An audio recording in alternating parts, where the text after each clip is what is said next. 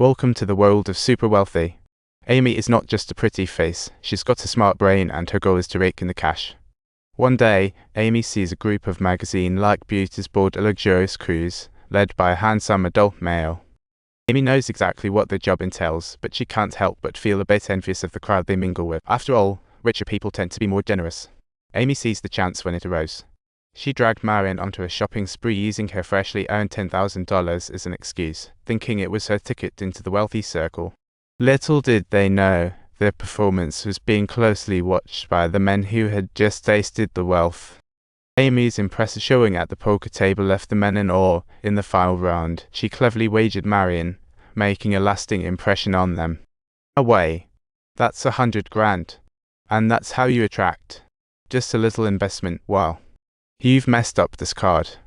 Amy's antics disappointed her patrons. They were supposed to cater to a specific clientele, and now Amy's actions felt like a betrayal.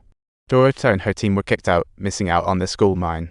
But Amy reassured Dorota not to worry too much, as Marion was busy chatting up a wealthier gentleman. What Amy didn't expect was that Marion was just a clueless pretty face, clueless even about the guy's name, let alone collecting his contact info. Next morning, the trio skedaddled out of the greedy pool of their benefactor, and just as they were leaving, a waiter informed Amy that a guy named Sam was waiting for her in the cafe. Hey there, howdy there, Imrad Lady D. Sorry, what do you mean? Sam had zero interest in Dorota, he had eyes only for Amy. So when he turned to leave, Amy quickly chased, Let's team up, I won't throw you under the bus. Amy, just one more thing. I just want to say, Amy has entered a more elite circle, and Sam is the man who manages affairs for the wealthy from the Middle East. Amy smartly scored his invitation, and she would only communicate with him. Starting her journey to make fast money, Sam's first task for her was to find 10 high-class girls. In 10 days, Amy was set to attend a party at a wealthy businessman's private villa in the Alps, and to help more wealthy folks, she suggested to Dorota that girls should learn a thing or two about etiquette. After all, they were dealing with high-status folks, and these guests weren't just after sexy ladies, they wanted a bit of brains with that beauty. Just then, a magazine called Marion, inviting her to be on the cover. While assisting Marion with her shoot, Amy spotted the photographer's notebook filled with contact details of famous models, and she swooped in to snatch it. Next, she dialed up each girl to see if they wanted an interview, and Amy had a blast climbing the ranks. Her mother travelled all the way from their little village to see her, and to cover up her new job, Amy booked her a room in another hotel and proudly told her one day she would build her a mansion here. Seeing her daughter shine, Mom's worries slowly faded away. Fun, I am big became her slogan, even though it all looked fancy on the surface. But these girls were not all clueless. Amy did everything she could to keep them around. Yet very few chose to stay, and around the corner, Amy's mom saw the scene unfold, and it hit her hard about her daughter's disappointing choices. Subtitles, she stormed out amidst a violent rainstorm, declaring that she wanted to sever all ties with her daughter. Why put yourself through this? You always fear me, but I'm not scared of you. Do you think the fish I bought matters? Oh my god, kid, you're really. That particular afternoon, Amy lost the love from her mother. She stood in the torrential rain for a long time before ultimately picking up scattered bells, feeling heavy-hearted and sad that she had broken her mother's heart. Yet, at the same time, she felt unfulfilled with her ordinary life. No matter how others looked at her, she wanted to change her. She aspired to be wealthy, to walk the path of the elite, and as long as she had enough material wealth, she didn't mind being an accessory to the wealthy. What she didn't know was that the seemingly glamorous golden road was actually leading her down a painful path. On the 10th day, her travelling party was fully packed and ready to go.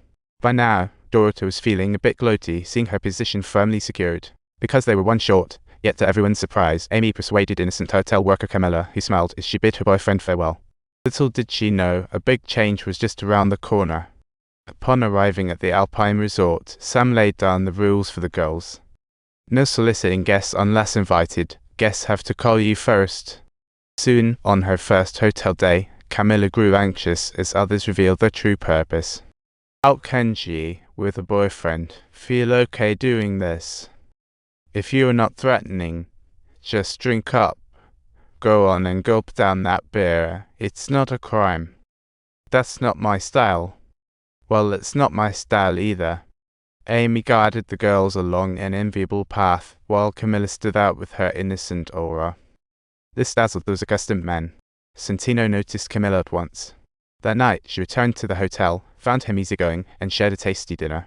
Turns out, Santino treated her like a boyfriend, being gentle and thoughtful, whipping up tasty meals, and having a great chat. Naive Camilla thought she had some special charm that made him see her differently, dreaming of crossing classes and changing her fate. Amy raked in quiet the whole during this event, while Dorota was only giving the girls 50/50. Meanwhile, Amy didn't even have to lift a finger and was pocketing 70% of everything. Watching Amy thrive left Dorota feeling jealous, as she had lost her former dominance and was filled with the fear of being discarded. Times Earl, seeing herself aging and unable to act, she urged daughter Marion to target wealthy Santino. At that moment, they forgot. The rules Sam hammered into them on day one. At the restaurant, Santino was discussing business, while two women sitting next to him acted so flippant, outright stating they wanted to deal. Santino tried to stay gentlemanly, not wanting to leave, but Dorota couldn't swallow her pride. Marion felt humiliated after being expelled. Mom completely failed to pay any attention to her emotions, and was, on the contrary, eager to have her continue to attract Santino's attention. That very night remained a raucous party.